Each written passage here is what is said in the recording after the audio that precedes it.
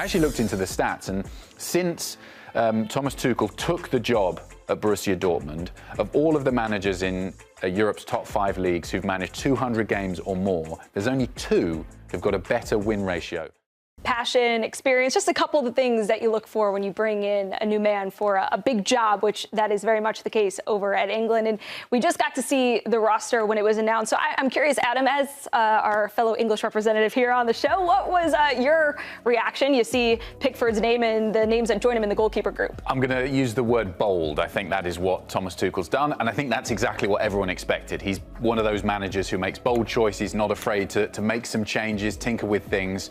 We didn't really see too much of that in terms of the goalkeepers. This is exactly the way I would have gone. Henderson, Pickford, Ramsdale and Trafford. Jordan Pickford is undoubtedly the number 1. But eyebrows were raised when we come to the defenders. You'll notice Dan Burn, and it worked in his favour that he scored, because he'd already picked him, but he did score in the Carabao Cup final, which kind of vindicated maybe a bit of confidence that he was feeling. Absolutely. The big decision here was the fact that Harry Maguire not available. He's turned to Dan Burn. I think the choice for him was between Jared Branthwaite or Dan Burn. Some people thought maybe he should have gone with Branthwaite. Some people Burn. He decided to go for the Newcastle What do you man. think, though, as a Newcastle fan yourself? I'm biased here. I mean, Dan Burn is a bit more limited than Branthwaite.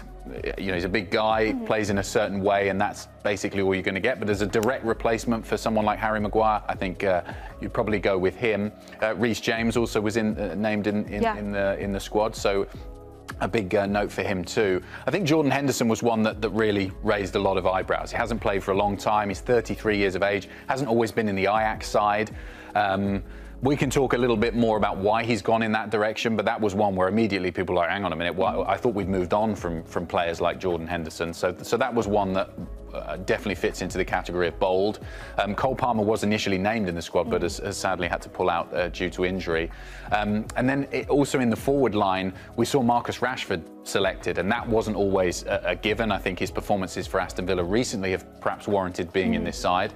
But prior to that, he hasn't played for over a year in the England side. So how necessary was that move for him? Oh, well, for sure. I don't think, given what was happening at Manchester United, he wouldn't have been in this England squad if he hadn't gone to Aston Villa, and he's done really, really well there. So he's deserved of a call up. But I think Rashford and Jordan Henderson fit into a certain category of player that Tuchel is looking for, in that really he's trying to go back to players that have delivered for England before, know the culture, because a bit like what we were talking about with Pochettino, it's not long until the World Cup. You've got just over a year until it begins, and I think that's kind of the route that Tuchel's gone, is rather than try and in that period, just over a year until the World Cup starts, look at new players who've never been in the England setup before and try to get them in. I think he's realised this time is not long enough for me. I'm going to go with proven players who know the culture of this England side, have had success before, and hopefully will be able to deliver, particularly in the Henderson case, one last time. And it just so happens that this is a very talented group, which I'm sure made that job very appealing. You have a chance to go win some hardware at a massive competition like, the World Cup. And that was the one thing that Gareth Southgate, while he did inspire a lot of confidence within the group, camaraderie within the group, and brought some good things maybe outside of the pitch for this England squad, he wasn't able to get them across the line. So what is it about Tuchel that you believe will allow him to get this team across the line and winning trophies? Well, I think going back to Southgate, that was one of his deficiencies, really. He wasn't the greatest coach. I mean, you look at his club record prior to taking the England job, didn't really have that much on his resume prior to getting this job. Really, ultimately, it was a lot of failures prior to becoming the England manager. But what he did, and certainly I felt this as an Englishman, was he galvanised the country behind the team once more, which for a long time had not been the case. It was underperforming teams,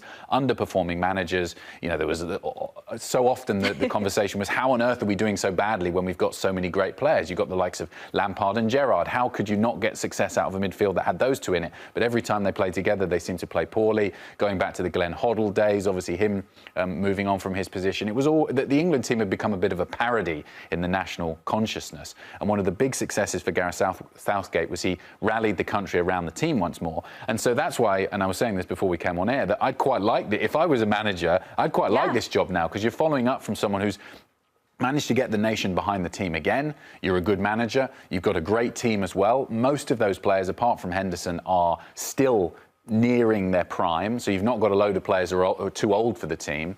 So I think he's really excited about this prospect of taking England to that World Cup, and maybe, just maybe, we'll be able to do it. So would you say that Henderson is then the one player that was named to this squad that you're like, maybe bring in someone younger? I mean, Tuchel said himself he wanted to find that good blend of experience and youth. And for the most part, would you say that he has achieved that? And he has gone with some youth. You look at Miles Lewis-Skelly, he's brought him in, and I think he'll go straight into that fullback position. But he's gone with a player there that, although he hasn't even played for the under-21s at England, this is a player who's starting for the second-best team in the Premier League. So I think he will feel that although he hasn't played in a Three Lions shirt, he is a very successful player. And although he's young, he's worth the risk. I think there are a lot of other young players he thinks, with the time that I've got, the short period, not worth the risk. And Henderson just points to a guy who's been brought in for culture. Jordan Henderson is a guy who's a leader in the dressing room, drags players up when they're not playing particularly well, has delivered for England. He's quite a limited midfielder, but he does a limited number of things very, very well.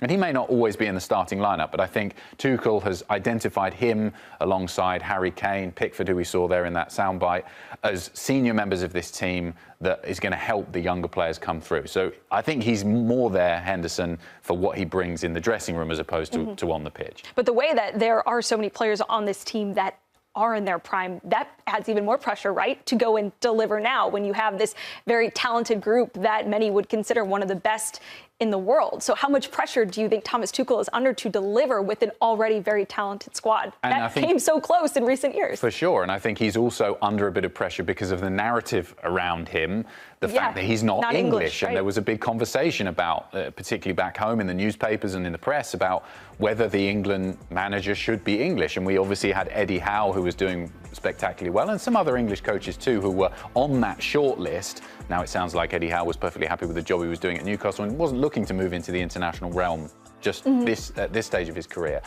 But there is that conversation that's swirling around Tuchel as well. So the pressure is on him to succeed, just as it has been for Mauricio Pochettino. I think there are quite a lot of parallels that you can draw between the two of them. A lot of expectation, had a similar profile. I actually looked into the stats, and since Thomas Tuchel took the job at Borussia Dortmund, of all of the managers in Europe's top 5 leagues who've managed 200 games or more, there's only 2 who've got a better win ratio: Pep Guardiola and Allegri. They're the only 2 managers in European football who've done 200 games or more who've got a better win rate than Thomas Tuchel. So you've got a top-tier manager here. Pretty good company to be in. Pretty good company to be in, but the expectation is for him to deliver and deliver at the World Cup with this great squad of players. The number one thing that you want to see in these upcoming qualifiers? I want to see leaders stepping up into the team again, that they will be able to keep what they had for the last cup competitions and the way we've played. I mean, we're only playing Albania and Latvia. These are 2 teams we should beat handily. But I think those players who I mentioned there, Pickford, Kyle Walker, Harry Kane, Jordan Henderson, they need to really take a leadership role in this team as they have done previously. And I think if they keep that, then they'll be dangerous going forward.